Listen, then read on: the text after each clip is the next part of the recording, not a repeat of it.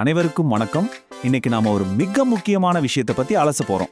சமீப காலமா உலகத்தையே உலுக்கிட்டு இருக்கிற 2026 மத்திய கிழக்கு மோதல், அதோட உலகளாவிய தாக்கங்கள் என்ன அப்படிங்கறத பத்தி தான் நாம முழுமையா பார்க்க போறோம். இது ஏதோ வெளிநாட்டுல நடக்கிற சாதாரண போர் செய்தி மட்டும் இல்லைங்க. உலகத்தோட மூளை முடுக்கலை எல்லாம் இது ஏற்படுத்துற அதிர்வலைகள் ரொம்பவே பெருசு.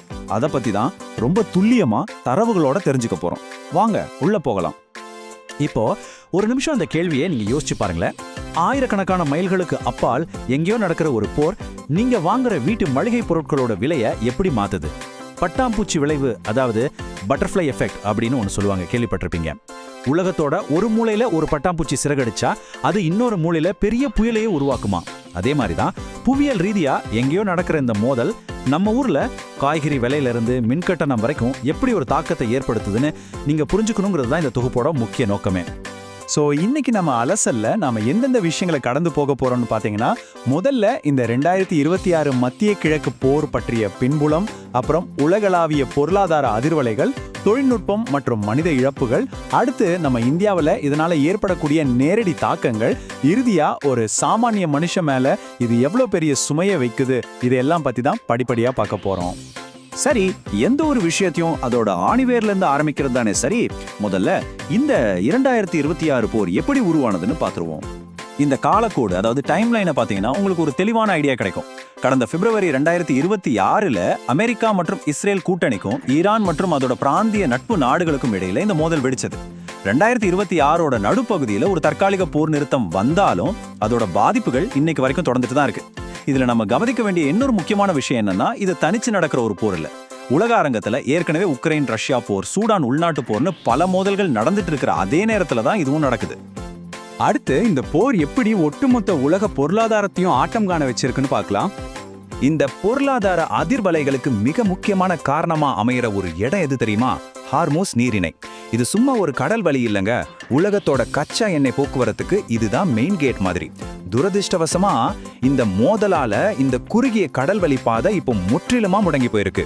இதனால என்னாச்சுன்னா, சர்வதேச சந்தையில கச்சா எண்ணெய் சப்ளை தடையாகி பெட்ரோல் டீசல் விலையெல்லாம் சும்மா ராக்கெட் வேகத்துல எகிரிடுச்சு. இது அப்படியே ஒரு செயின் ரியாக்ஷன் சொல்லலாம். யோசிச்சு பாருங்க, முதல்ல எரிபொருள் விலை உயருது. எரிபொருள் விலை ஏறுனா ஆட்டோமேட்டிக்கா உலகெங்கிலும் கப்பல் போக்குவரத்துக்கான செலவுகள் பல மடங்கு அதிகரிக்கும். டிரான்ஸ்போர்ட் செலவு அதிகமான என்ன ஆகும்? தொழிற்சாலைகள்ல உற்பத்தி செலவு அதிகமாகும், பல உற்பத்திகள் முடங்கும். இந்த சங்கிலி தொடர் விளைவுகளோட உச்சகட்டமா இப்போ பல நாடுகள் உலகளாவிய பொருளாதார மந்த நிலையை, அதாவது குளோபல் ரிசெஷனை நோக்கி போயிட்டு இருக்குன்னு OECD மாதிரி சர்வதேச அமைப்புகள் ரொம்ப தீவிரமான எச்சரிக்கையை கொடுத்திருக்காங்க. இப்ப நாம மூணாவது பகுதிக்கு வரோம். இந்த போர் எப்படி ரொம்பவே முரண்பாடான சில விஷயங்களை உலகத்துக்கு கொடுத்திருக்குன்னு பார்க்கலாம். இங்க ஒரு விஷயத்தை நீங்க கண்டிப்பா கவனிக்கணும். ஒரு பக்கம் பாத்தீங்கன்னா, ஏஐ மாதிரி எதிர்காலத்தையே மாத்த போற தொழில்நுட்பத்துறை ஒரு பெரிய முடக்கத்தை சந்திச்சிட்டு இருக்கு. எரிபொருள் தட்டுப்பாடால மின் கட்டணம் அதிகமானதுனால டேட்டா சென்டர்களை நடத்துற செலவு பல மடங்கு ஏறிடுச்சு. முதலீடுகள் எல்லாம் சரியா ஆரம்பிச்சிருச்சு. ஆனா இன்னொரு பக்கம் இதை விட ரொம்பவே மனசு வலிக்கிற விஷயம் நடந்துட்டு இருக்கு. ஈரான், லெபனான், இஸ்ரேல் பகுதிகளில் லட்சக்கணக்கான மக்கள் தங்களோட சொந்த வீடுகளை இழந்து அகதிகளை வெளியேற மிகப்பெரிய மனிதாபிமான பேரவலம் நடந்துட்டு இருக்கு. ஒரு பக்கம் டெக்னாலஜி முடங்குது, இன்னொரு பக்கம் மனித உயிர்கள் துடிக்குது. உலகம் எவ்வளவு பெரிய நெருக்கடியை சந்திக்குதுன்னு பாருங்க. சரி, இப்போ உலகத்தை பத்தி பார்த்தோம். இந்த அதிர்வலைகள் நம்ம இந்தியாவை, குறிப்பா நம்ம பொருளாதாரத்தை எப்படி தாக்குதுன்னு பார்க்கலாம். 80% மேல, ஆமாங்க, நம்ம இந்தியாவுக்கு தேவையான கச்சா எண்ணெயில 80% அதிகமான அளவை நம்ம வெளிநாடுகள்ல இருந்து தான் இறக்குமதி செய்றோம். இதை கேட்டோன்னு உங்களுக்கு புரிஞ்சிருக்கும், உலக சந்தையில நடக்கிற சின்ன சலசலப்பு கூட நம்ம பொருளாதாரத்தை எவ்வளவு வேகமா தாக்கும்னு. இந்த ஒரே ஒரு புள்ளி உரம் போதும் நாம அந்த சர்வதேச நெருக்கடியால எவ்வளவு சுலபமா பாதிக்கப்படுவோம்னு தெரிஞ்சுக்க. இந்த 80% இறக்குமதியால நமக்கு என்னென்ன பாதிப்புகள் வருதுன்னு வரிசையா சொல்றேன், கேளுங்க. முதல்ல, பெட்ரோல் டீசல் விலை உயர்றதால நாடு முழுக்க டிரான்ஸ்போர்ட் செலவு ஏறி அத்தியாவசிய பொருட்களோட விலைவாசி எல்லாம் கண்மூடித்தனமா ஏறுது.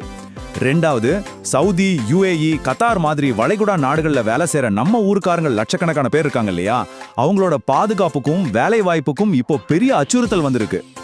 மூணாவது, இந்த நிச்சயமற்ற தன்மையால நம்ம சென்செக்ஸ், நிஃப்டி எல்லாம் பெரிய அளவுல ஆட்டம் கண்டு நடுத்தர வர்க்க முதலீட்டாளர்களை கலங்கடிச்சிருக்கு.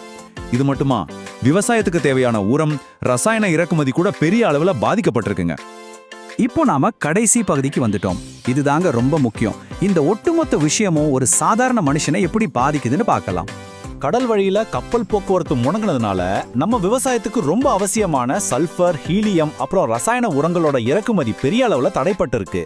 இது ஏதோ ஒரு ஃபேக்டரி பிரச்சனைன்னு நினைச்சிடாதீங்க. உரம் தட்டுப்பாடு வந்தா என்ன ஆகும்? நம்ம விவசாயிகளால சரியா விவசாயம் பண்ண முடியாது. விளைச்சல் குறைஞ்சா என்ன ஆகும்? மார்க்கெட்டுக்கு வர தக்காளி, வெங்காயம், அரிசியோட விலையெல்லாம் விண்ண முட்டும்.